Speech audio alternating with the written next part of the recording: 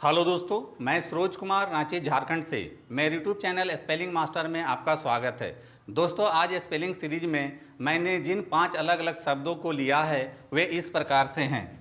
पहला है टेंशन, दूसरा है कॉशस, तीसरा है रोग, चौथा है पेरिलस, पांचवा है टॉर्चर। दोस्तों, आपको यहाँ यह मानकर चलना है कि जब आप इंग्लिश लिख रहे थे तो आप इन 5 शब्दों का स्पेलिंग इंग्लिश में नहीं लिख सके, तो आपने उसे हिंदी में लिख लिया।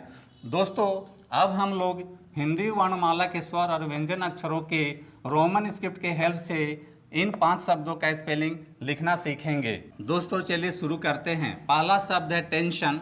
दोस्तों, जैसा कि आप देख रहे हैं, टेंशन में अंतिम शब्द शन आया है और इंग्लिश में शन के लिए SION लिखा जाता है। तो दोस्तों, सबसे पहले शन के लिए SION लिख लेते हैं और बाकी बचे शब्द 10 के लिए रोमन स्क्रिप्ट का हेल्प लेंगे। दोस्तों, अगर आपको 1 2 3 का स्पेलिंग आता है तब तो आप आसानी से 10 का स्पेलिंग लिख लेते हैं, लेकिन अगर आपको 10 का स्पेलिंग नहीं आता है तो भी घबराने वाली बात नहीं है। आप रोमन स्क्रिप्ट के हेल्प से 10 का स्पेलिंग बहुत ही आसानी से लिख लेते हैं। तो दोस्तों, रोमन स्क्रिप्ट में T से टा होता है, ए की मात्रा के लिए ई लिखते हैं, एन से ना होता है।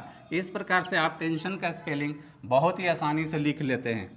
अब आते हैं दूसरे शब्द कॉशस पर। और दोस्तों, जैसा कि आप देख रहे हैं, इसमें अंतिम शब्द शश आया है और इंग्लिश में शश के लिए TIOUS लिखा जाता है। तो दोस्तों, सबसे पहले शश के लिए TIOUS लिख लेते हैं और बाकी बचे शब्द कौ के लिए रोमन स्क्रिप्ट का हेल्प लेंगे। रोमन स्क्रिप्ट में C से क होता है और औ के लिए AU होता है। इस प्रकार से आप कॉशस का भी स्पेलिंग बहुत ही आसानी से लिख लेते हैं। अब आते हैं तीसरे शब्द रोग पर। रोग जैसे और भी इंग्लिश में शब्द हैं, जैसे टंग, प्लेग। तो दोस्तों, जिन शब्दों के अंत में ग आता है वैसे शब्दों के लिए इंग्लिश में GUE लिखा जाता है। तो दोस्तों, सबसे पहले ग के लिए यहाँ पर GUE लिख लेते हैं और बाकी बचे शब्द रो के लिए रोमन स्क्रिप्ट का हेल्प लेंगे। रोमन स्क्रिप्ट में R से र होता है, O के लिए O लिखते हैं। इस प्रकार से आप रोग का भी स्पेलिंग बहुत ही आसानी से लिख लेते हैं।